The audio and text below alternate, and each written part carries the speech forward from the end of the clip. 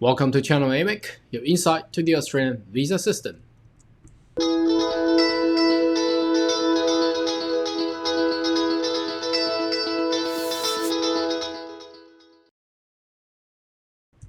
Good day everyone, my name is Carl Young, your online YouTube visa consultant. Now, are you interested about Australian visa, migration, or perhaps study abroad? Now, why don't you consider to subscribe to our channel and turn on the little bell on the side so once we got all the insight and news updates, you'll be the first one of getting all these news. Okay, now in this video, I would like to share about the 2021's New South Wales skill migrations. Now, which has came out a couple of days ago. I've done some study on it and would like to share with you in this video. Obviously, New South Wales is where the capital city is Sydney. It's the most of the economy is actually around. So as an urban and large scale urban city, the actual migration plan and strategic plan for the nation, obviously for the past 2 or 3 years, you notice that they are looking to promote regional. So you see more Queensland, you see more South Australia, and you see more Western Australia and Tasmania, and also Northern Territory. So there's a little bit of changes and amendments coming up in New South Wales, which really limits the skilled migrants category and your occupation as well. Let's go into and dig into detail and have a look what's actually saying in the New South Wales migration website. So obviously this, as you can see, this is from New South Wales government. Now every state does have their own logos. It's a federation in Australia. So since 4 or 5 years ago, the federal government immigration had given more power and criteria for the state to actually choose their best candidate or their preferred candidate for their migrants. So as we can see down here, it says that the 2020-21 financial year update, which was only updated on the 9th of December, 2 weeks ago, 2 or 3 weeks ago. I did make a video on this. The New South Wales has been receiving the full quota of the year for their skill and business migrants, but they're looking to actually get it done and implement the full stuff in early February, so a little bit later then, but this is for business and investor visa. A skill visa is already there. They're just looking to get, you need to be invited, but it's really, as you can see here, information on how to apply made available. We came out time frame. We cannot provide time frame at this time. So there's still in the interim, so-called interim period, and they will go into the 190 website and eligibility to see how it goes. For all subclasses, you do not need to submit a new EOI. Your current EOI remains valid. So New South Wales does not cope like Queensland. Queensland only accept EOI when they say open, you can submit. And it doesn't like it's not like Victoria. I hate this because every state has their own criteria and procedures. Victoria required to put your EOI in and also submit an ROI.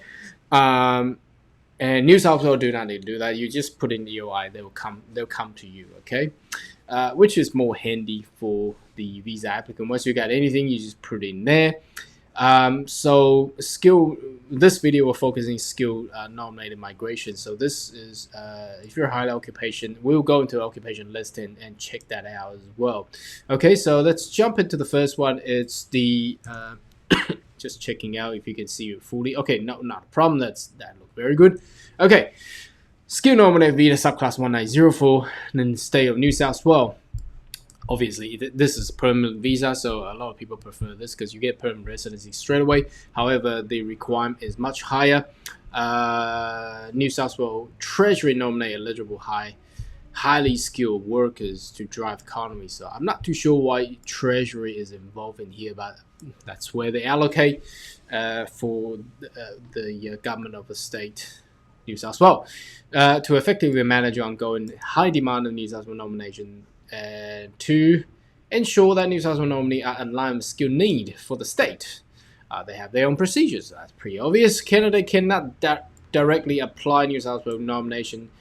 Should consider invite by. So you need to put in your EOI, and they'll come and invite you, and then you can apply. So not like Victoria. Victoria, you need to put an EOI, and then you apply with the ROI as well. So it's weird where how every state have their own different procedures. Anyhow, let's move on. Eligibility. You need to be invited, pretty sure. And this is all following what the criteria under the Department of Immigration. You need to be aged under 45. You need to be at least 65 points. Competent English or above. Or perhaps you have a USA, UK, Canada, and Ireland, New Zealand's passport. And you need to be the occupations that the state want you to be in. So if you're not in those occupations, too bad, they won't invite you anyhow. Okay, and you must commit living and working for at least 2 years. A lot of people come ask me, say, if I get 190 visa, can I move to other state or cities? I'll say no.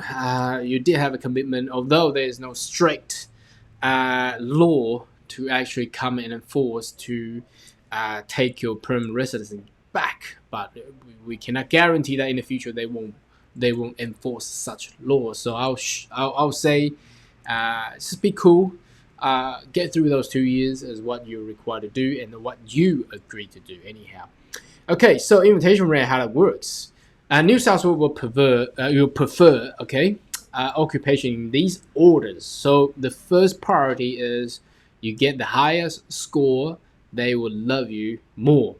And then secondly, if you get the same score as the other guy, they will then check out your English proficiency. So if you get English IELTS of 8 superior, and the other guy may have more experience, but their English proficiency is only getting a competent English proficiency, then of course New South Wales will then prefer the better English speaker.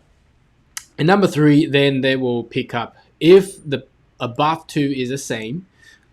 So person A and person B has the same score, perhaps 85, let's say, and they are all score IELTS 7 with the same English proficiency level.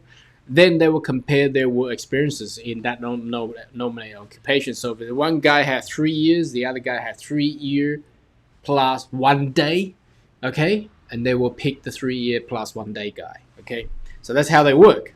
The higher ranking of EOI up the number of places available are generally issued invitation applies. So invitation occur ongoing throughout the whole year. There are no set dates. We will not respond to request a date coming invitation round. So again, because they notice that all these states are controlled by the federal government of immigration anyhow. Okay, because of fluid nature of New South Wales skill select candidate pool, we cannot predict the score, English, blah blah blah. So they cannot tell you what sort of score and what sort of occupation is can be estimated or predicted to be required or needed in the future. So that's pretty obvious because it's again, I think that explains a lot. Fluid nature, and that's the first phrase I've heard of it. So the fluid nature they cannot predict, but we can see what they want at the moment. So let's jump into the next web page. Here we go. So this is the actual New South Wales skill occupation list for subclass 190. So as you can see here, they'll prefer engineer manager, medical admin, nurse clinical director, welfare center manager, aeronautical engineer, biomedical engineer, naval architect, and engineer professionals, nurse practitioners, and all the nurses. So 1, 2, 3, 4, 5. There's no 6. There's no 2, 2, 2, 5, 4, 4, 1, 6. Anyhow, most of the nurses are all included in here. And then ICT business analysis, system analysis programmer, developer programmer, software engineer, ICT security specialist, computer network and system engineer, electrical engineer, so double E draftsmen, and the double E technician. These two are actually closely related. and then the builder, engineer, technician, and that's it. That's all of it. Now, obviously, we will go into the subclass 491. So if you're not in these occupation, obviously 190 for New South Wales, you will not be in there. And obviously, if you're not in there, we can then go and check about the subclass 491, which is the next web page I'm going to show you. So 491 again, it does have receive all allocations, and they will utilize all the RDA, that's New South Wales called Regional Development Australia, to assess all these.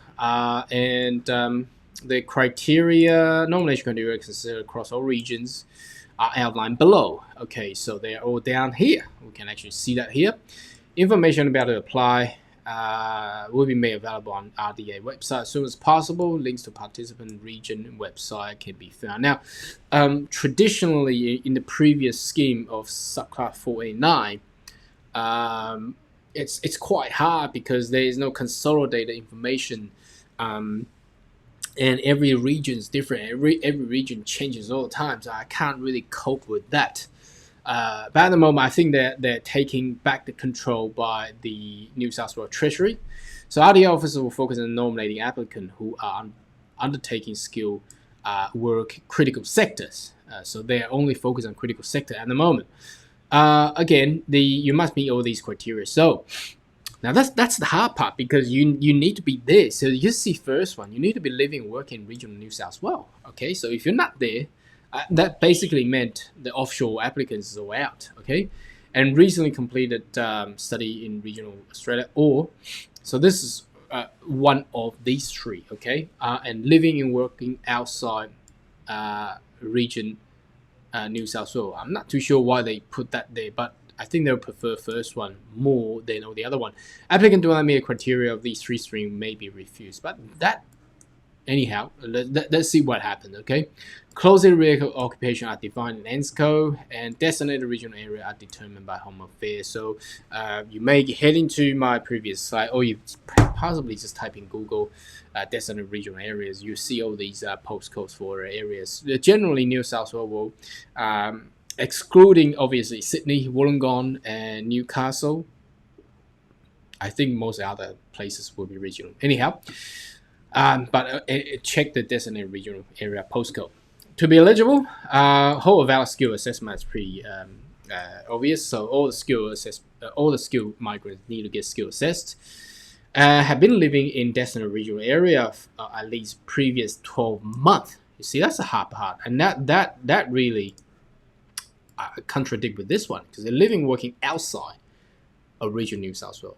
Now your criteria is saying that you need to be here, but this is the three different ones. Okay, so the first one matches with that one there. Okay, you need to be there for 12 months and have been working nominated or occupation for 12 months. So that's quite hard, because you can see when we head to the next page of the occupation, there's really limited type of occupation there. Now the second criteria is recent graduates. Okay, so you get skill sets as well. Complete your study 2 years in regional areas. Study meet Australian study requirement. That's pretty obvious. I've been living in designated regional area. That's pretty obvious, because if you study in those regional campuses, obviously you live there. Okay, living and working outside regional New South Wales. To be eligible New South Wales nomination under this stream, you must meet all criteria, at least one of the following categories. So you get a job offered from a new regional New South Wales. So again, that's actually quite hard, because unless your occupation is really extreme, otherwise no employer will actually seek out, especially with this time with all the international restrictions. How do you find overseas skilled workers if they can't even get a flight to come into Australia? So again, that's hard. Number B, at least 5 years of skill employment experiences offshore. Now that's, again, if they got 5 years of skill employment, why don't they pick, why would they still choose 491 rather than just go through straight 482? I don't know how they're thinking, anyhow. Or perhaps you get 5 years and your occupation is within the medium long term, you get 186 straight away. Anyhow, I don't know how they're thinking about. And they have to have family ties. Okay, to be eligible under this category, must hold skill assessment. Got a member of family. So either grandfather, grandmom, father, mother, brother, sister. And they live there. Now, again, I think that would really, really limit a lot of people there. And you can check out all the other regions there. So that's basically what we have there. Now let's move on to the next page. Now I will ken myself from this page so you can see the full picture of this checklist.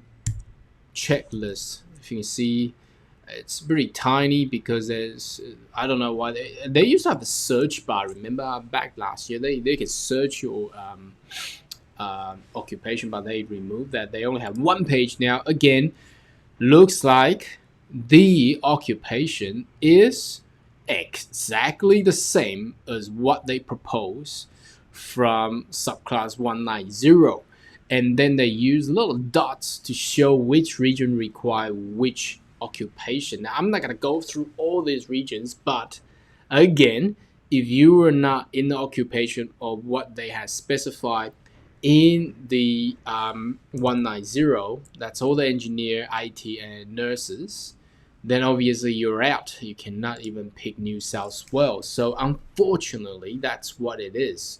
Now, if you do want this page, obviously you can search it. It's in New South Wales Migration website, but you can inquire. We can send you that link as well.